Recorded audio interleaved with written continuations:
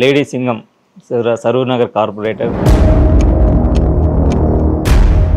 అసలు భగీరథ్ విషయంలో జరిగింది ఏంటి? బండి సంజయ్ గారిని డ్యామేజ్ చేయాలనుకునే ప్లానింగ్ ఏంటి?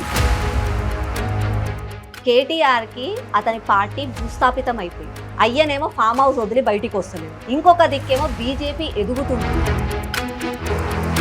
బండి సంజయ్ గారి ట్రాక్ రికార్డు అందరికీ తెలిసిందే. మీరు అన్నట్టు మాస్ లీడర్, ఖచ్చితంగా సీఎం అయ్యే అవకాశం ఉన్న వ్యక్తి కూడా. ఆయనని డ్యామేజ్ చేసే ప్రక్రియలో భాగంగా బండి భగీరథ్ని అడ్డం పెట్టుకుంది.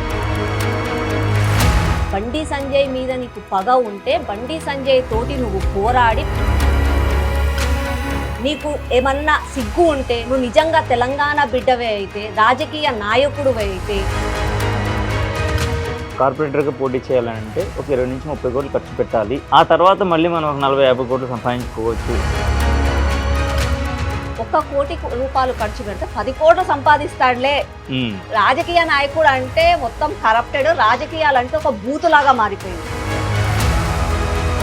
అండ్ మతానికి సంబంధించి ఈ మధ్యకాలంలో చూసుకున్నట్లయితే ఎక్కువ ప్రచారం జరుగుతోంది. దీనికి సంబంధించి మీద పార్టీలతో కూడా కంపేర్ చేసినట్లయితే, సో ఇది ఎందుకు అంత బలోపేతం అవుతుంది? ఈ రోజు ఓపెన్ గానే చెప్తున్నారు కదండి, కాంగ్రెస్ ఏతో ముస్లిం హే, ముస్లిం ఏతో కాంగ్రెస్ హే. ఒక ముఖ్యమంత్రి నడి రోడ్డు మీద నిలబడి మరీ చెప్తున్నాడు. నిజంగా కూడా బీజేపీ పార్టీ మతోన్మాద పార్టీ అయితే, నిజంగా కూడా నరేంద్ర మోదీ గారు అయిన 12 సంవత్సరాలల్లో కేవలం హిందువులకే అప్లికబుల్ అయిన పాలసీలు ఏమైనా తెచ్చారా అండి? సో మీకు తెలిసిన అనాలిసిస్ ప్రకారం నెక్స్ట్ ఎలక్షన్స్కి వచ్చేసరికి బీఆర్ఎస్ సోలోగా వచ్చే అవకాశం ఉందా?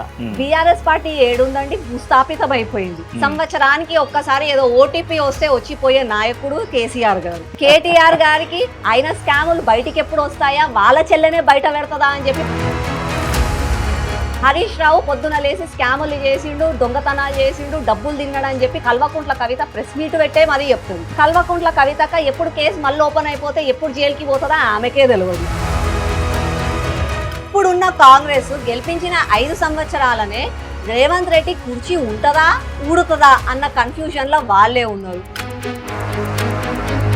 తెలంగాణ రాజకీయాల గురించి చెప్పమంటే ఒకే ఒక ముక్కలో ఏం చెప్తారు?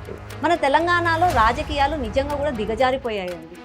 రీసెంట్ డేస్లో పిచ్చి పిచ్చి మాటలు మాట్లాడడము, రేవంత్ రెడ్డి అప్పట్లో ఉన్న కేసీఆర్, కేటీఆర్, ఇప్పుడు రేవంత్ రెడ్డి ఇద్దరికి ఒకే అలవాటు. అయితే సోమవారం కాకుంటే మంగళవారం.